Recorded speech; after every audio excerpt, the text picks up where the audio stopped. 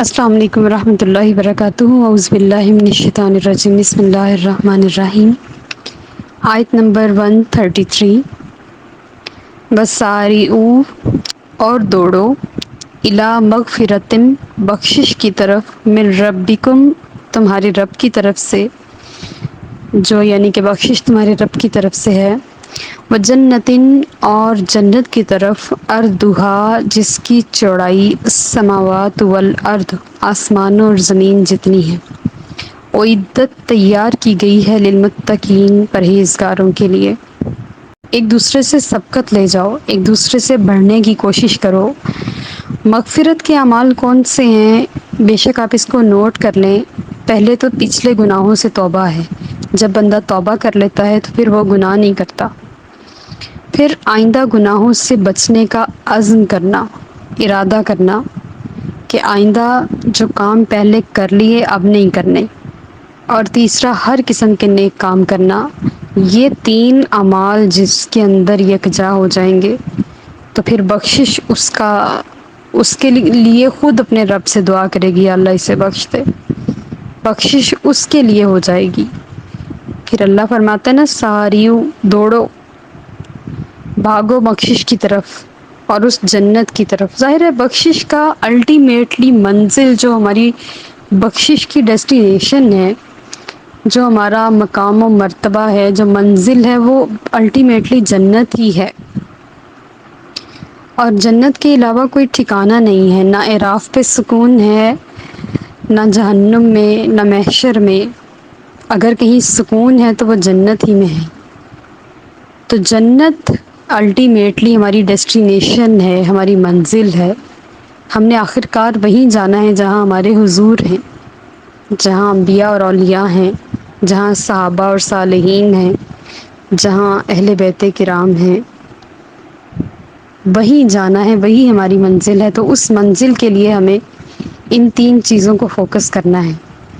اور پھر اللہ تعالیٰ جنت کے بارے میں بتا رہے ہیں کہ اس کی صرف چوڑائی آسمان اور زمین جتنی ہے۔ اب ہمیں اللہ تعالیٰ میئرمنٹس نہیں بتا سکتے، کیونکہ ہم آج تک آسمان اور زمین کی چوڑائی تک ہی نہیں پہنچ سکے کہ یہ کتنی اللہ پاک نے بنا رکھی ہے۔ تو پھر یہ ہمارے لیے ایک استعارہ ہے، سمجھ لیں، ایک مثال دے کے سمجھانے کی بات ہو رہی ہے کہ جنت کی چوڑائی آسمان اور زمین جتنی ہے، اصل میں نہیں پتا کتنی ہے۔ آپ کوئی کپڑا یا کچھ بھی خریدتے ہیں تو اس کی چوڑائی لمبائی سے کم ہوتی ہے، تو جس کی چوڑائی آسمان اور زمین جتنی ہے اس کی لمبائی کا کیا عالم ہوگا، جو اللہ نے پرہیزگاروں کے لیے تیار کر رکھی ہے۔ جہنم اتنی گہری نہیں ہے جتنی جنت چوڑی ہے، اور جتنی لمبی ہے اس کا تو کوئی اندازہ ہی نہیں۔ جہنم سے بے تحاشا وسیع جنت ہے اور پرہیزگاروں کے لیے تیار کی گئی ہے۔ لیکن اب دیکھیں دنیا میں زیادہ تر لوگ، آج اگر ہم اپنی ورلڈ کیلکولیشن کر کے دیکھ لیں تو دنیا کی آبادی 8 ارب ہے، اور ان 8 ارب میں سے صرف 1.5 ارب مسلمان ہیں، اور باقی کتنے لوگ ہیں جو کافر ہیں۔ تو جنت تھوڑے لوگوں کے لیے ہے اور جہنم زیادہ لوگوں کے لیے ہے۔ جنت زیادہ وسیع ہے اور جہنم زیادہ گہری ہے۔ تو اللہ پاک سے التجا کرتے ہیں کہ وہ ہمیں اپنی دوزخ سے محفوظ رکھے، اپنی اس جنت میں جو اس نے پرہیزگاروں کے لیے تیار کر رکھی ہے شامل فرمائے، آمین۔ آیت نمبر 134۔ الذین، وہ لوگ، ینفقون، جو خرچ کرتے ہیں، فی السراء، خوشحالی میں، والضراء، اور تنگ دستی میں، والکاظمین، اور ضبط کرنے والے ہیں، الغیظ، غصے کو، والعافین، اور معاف کرنے والے ہیں، عن الناس، لوگوں سے، یعنی کہ درگزر کرنے والے ہیں، واللہ، اور اللہ تعالیٰ، یحب المحسنین، احسان والوں کو پسند فرماتا ہے، احسان کرنے والوں کو۔ اب پچھلی آیت میں اللہ تعالیٰ نے فرمایا کہ اعدت للمتقین، وہ جنت پرہیزگاروں کے لیے تیار کی گئی، اور اگلی آیت میں پرہیزگاروں کی ڈیفینیشنز بیان ہو گئی ہیں کہ پرہیزگار کون ہوتے ہیں۔ یہ وہ لوگ ہیں جو خوشحالی اور تنگ دستی میں اللہ کی راہ میں خرچ کرتے ہیں، پیسے ہوں نہ ہوں، انہوں نے جتنا خرچ کرنا ہے انہوں نے اس معیار کے اوپر پورا اترنا ہے، اور لازماً وہ خرچ کرنا ہے، اور وہ غصے کو ضبط کرنے والے ہیں۔ یہ ایک مومنوں کی صفت ہے جو کہ بہت سارے مومنین میں بھی نہیں ہے، لیکن یہ متقین میں ہے غصہ ضبط کرنا دنیا کا سب سے مشکل کام ہے، جب آیا ہو اور اس کو کیسے کنٹرول کرنا ہے، اس کے اوپر بند کیسے باندھنا ہے، اس ٹائم سمجھ نہیں آ رہی ہوتی۔ لیکن متقین کو اللہ پاک صلاحیت عطا فرماتا ہے کہ وہ غصے کو پی جائیں، ضبط کر جائیں اور لوگوں سے درگزر کریں۔ ظاہر ہے ساری زندگی ہمیں لوگوں ہی سے سامنا ہے، ہر وقت ہمیں آگے پیچھے اوپر نیچے ہر جگہ پہ لوگ ہی ملیں گے، اور کوئی نہ کوئی شخص دنیا میں ایک بندہ ایسا ملتا ضرور ہے جو ہماری لائف کو اسپوائل ضرور کرتا ہے، اور اس کی وجہ سے ہم بہت ساری صحیح طریقے سے اڑ نہیں پا رہے ہوتے اپنی زندگی میں۔ تو یہ اس بندے کو معاف کرنا جس کو معاف کرنا مشکل ہے، بس اسی کو معاف کرنا ہے۔ واصف علی واصف رحمۃ اللہ علیہ فرماتے ہیں کہ معاف اس کو کرنا ہے جس کو معاف کرنا مشکل ہے۔ تو یہ متقین کی علامات ہیں کہ وہ خوشحالی اور تنگدستی میں خرچ کرتے ہیں، غصہ کنٹرول کرتے ہیں اور لوگوں سے درگزر کرتے ہیں، تو اللہ ایسے احسان کرنے والے محسنوں سے خود محبت فرماتا ہے۔ کتنی بڑی سعادت ہے اللہ کی محبت مل جائے کسی شخص کو، وہ جو صاحب احسان ہو۔ احسان کیا ہے کہ بندہ یہ سارے تینوں مراتب سے بلند درجہ ہے۔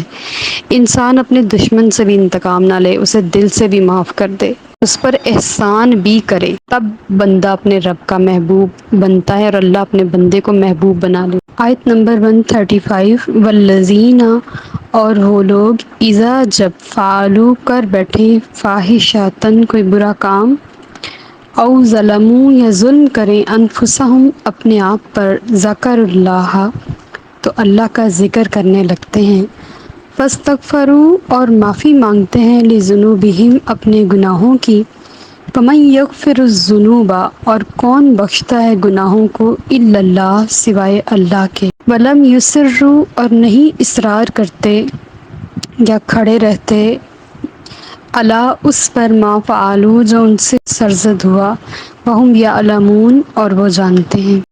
ایک انصاری صحابی تھے، انہوں نے قبیلہ ثقیف کی ایک عورت کو ہاتھ لگایا اور بری نظر سے دیکھا، پھر اپنے عمل پر شرمندہ ہوئے اور اپنے سر پہ مٹی ڈال دی اور ندامت کے ساتھ دور نکل گئے اور اللہ تعالیٰ سے معافی مانگنے لگ گئے۔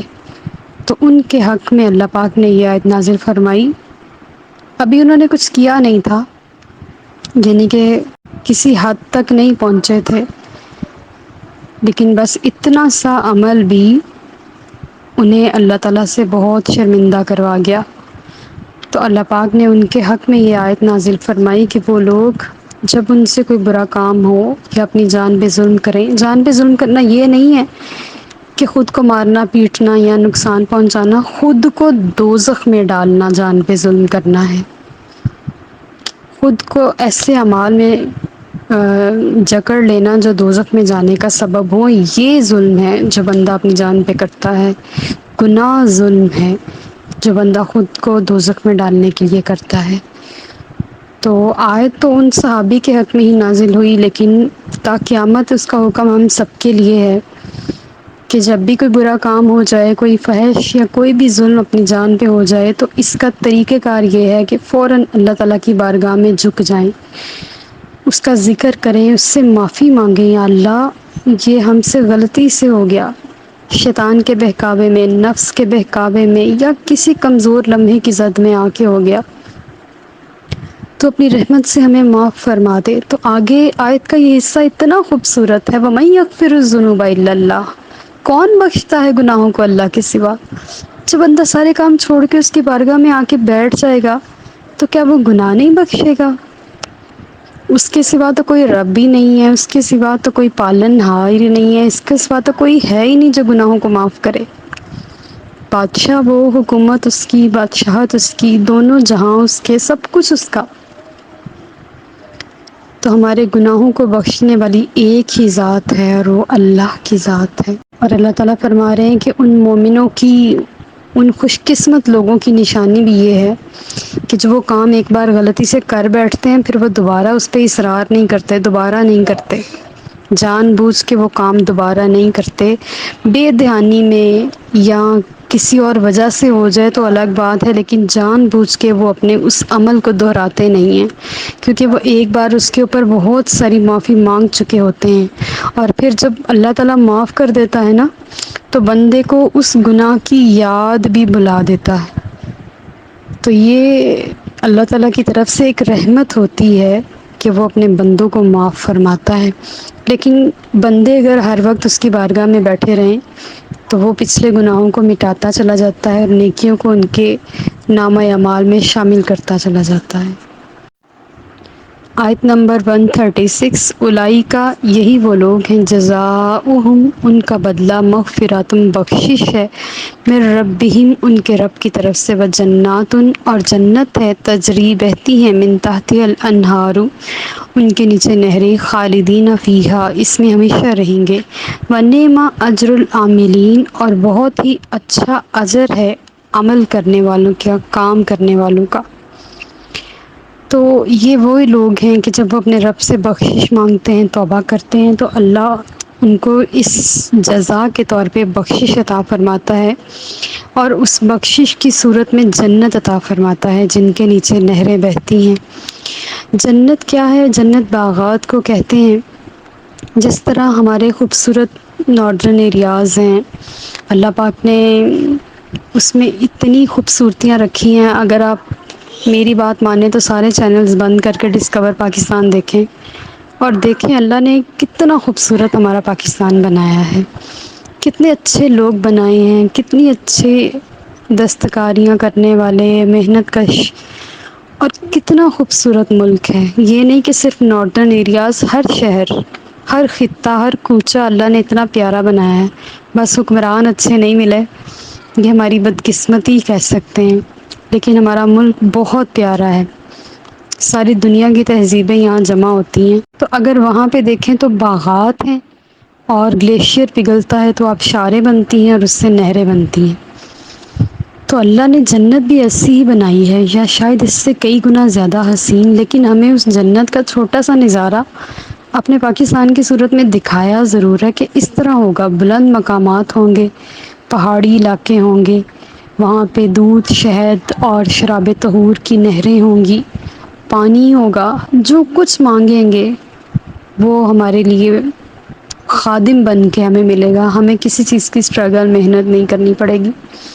اگر کوئی شخص چاہے تو اللہ کی تسبیح و تحلیل کر سکتا ہوگا جنت میں، ظاہر ہے جس کو دنیا میں عادت پڑی ہوگی نا وہ جنت میں بھی یہی کام کرے گا، تو بس پھر دنیا میں اچھی عادتیں ڈال لیں تاکہ جنت میں وہ ساتھ رہیں۔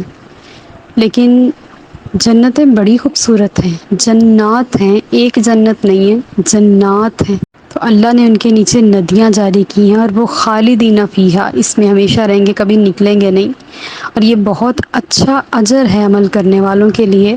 یعنی کہ نبی کریم صلی اللہ علیہ وسلم کی حدیث مبارکہ کے مطابق بندہ جس طرح کے کام کرتا ہے پھر وہ اپنی جنت اور دوزخ دنیا میں ہی دیکھ لیتا ہے۔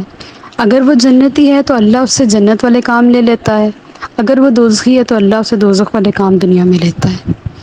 تو اگر ہم اپنے اعمال کی طرف غور کر کے دیکھیں تو ہمیں پتہ چل جائے گا کہ ہمارا ٹھکانہ کیا ہے، تو اس اعمال پہ ہم ثابت قدم رہیں، اگر وہ اچھے ہیں تو، اگر برے ہیں تو ان کا راستہ بدل لیا جائے۔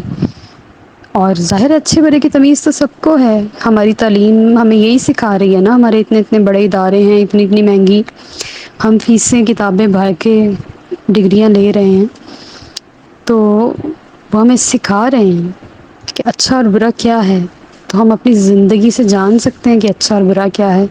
تو عمل کرنے والوں کے لیے اچھا اجر رب نے رکھا ہے۔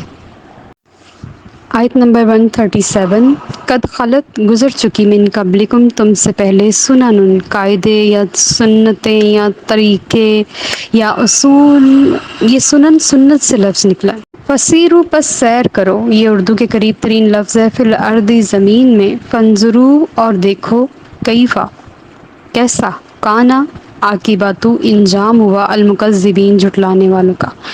ہم جو قوم ہیں، ہم نبی کریم صلی اللہ علیہ وسلم کے آخری امتی ہونے کی حیثیت سے سب سے آخر میں آئے ہیں۔ ہم سے پہلے لاکھوں قومیں، لاکھوں انبیاء کرام، لاکھوں قوموں کے عروج و زوال کے قاعدے ابھی بھی اسی دنیا میں موجود ہیں۔ وہ کون سا کسی اور زمین پر اترے تھے، سبھی اسی زمین پر تھے۔ اسی زمین میں ان کی باقیات موجود ہیں۔ اللہ تعالیٰ فرما رہے ہیں اگر تم جاننا چاہتے ہو تو دیکھو، پچھلی قوموں کی عروج و زوال کے قاعدے دیکھو، ان کی کہانیاں دیکھو، ان کے مقامات دیکھو، سیر کرو زمین میں۔ اس آیت سے ہمارے لیے حکم نازل ہوتا ہے کہ زمین میں چلو پھرو، دیکھو میں نے کیسا بنایا اپنی دنیا، اپنا دیس کیسا بنایا، یہاں رہنے کی جگہ کیسی بنائی ہے۔ تو اس کی آیت ہمیں موٹیویٹ بھی کرتی ہے، حکم بھی دیتی ہے۔ فسیرو، سیرو کا مطلب یہ امر کا صیغہ ہے، تم سارے مل کے سیر کرو زمین میں، اور دیکھو کیا انجام ہوا جھٹلانے والوں کا، کیا انجام ہوا فرعون کا، نمرود کا، شداد کا، اپنے علاقے کے بڑے بڑے جاگیرداروں کا جنہوں نے نبیوں کو نشانہ بنایا۔ قدار بن سالف کا کیا بنا، جس نے صالح علیہ السلام کی اونٹنی کو کونچے کاٹ ڈالی۔ بتاؤ کیا بنا ان سارے لوگوں کا جن لوگوں نے نبیوں کو جھٹلایا اور ان کے دعوت حق کو جھٹلایا اور ان کے پیغام کو جھٹلایا۔ جا کے دیکھو، سیر کر کے دیکھو صفحہ ہستی میں ان کی کوئی اولاد میں سے ایک شخص بھی ملتا ہے ان کی نسل میں سے؟ تو بس اپنے نبی کی تعظیم کرو، تصدیق کرو اور ان کے اصولوں پہ چلو، تمہارا نام باقی رہے گا۔ جیسے مثال کے طور پہ عمر فاروق کی کیسی حیات مبارکہ اللہ پاک نے عطا فرمائی کہ ہر روز فجر کی اذان جب ہوتی ہے تو الصلاۃ خیر من النوم کی صدا آتی ہے۔ یہ صدا ہماری اذان میں نہیں تھی، حضرت عمر فاروق رضی اللہ تعالیٰ عنہ نے فجر کی نماز میں اذان میں یہ ایڈ کروائی تھی، اور تا قیامت ایڈ رہے گی۔ تو ان کا حکم تو آج بھی جاری ہے، ان کا سکہ تو آج بھی چل رہا ہے، وہ تو آج بھی حیات ہیں۔ ان کی حیات مبارکہ کی تو کیا ہی بات ہے۔ تو جب عمر فاروق کی یہ شان ہے تو ابوبکر صدیق رضی اللہ تعالیٰ عنہ کی کیا شان ہوگی؟ اور جب ابوبکر صدیق رضی اللہ تعالیٰ عنہ کی اتنی شان ہے کہ افضل البشر بعد الانبیاء ہیں، تو ہمارے آقا صلی اللہ علیہ وسلم جو سارے نبیوں کے سردار ہیں، ان کا مقام و مرتبہ تو کوئی جان ہی نہیں سکتا، جانچ ہی نہیں سکتا، پہنچ ہی نہیں سکتا۔ اللہ پاک ہمیں صحیح معنوں میں حضور کا امتی بننے کی توفیق عطا فرمائے۔ وما علینا الا البلاغ المبین۔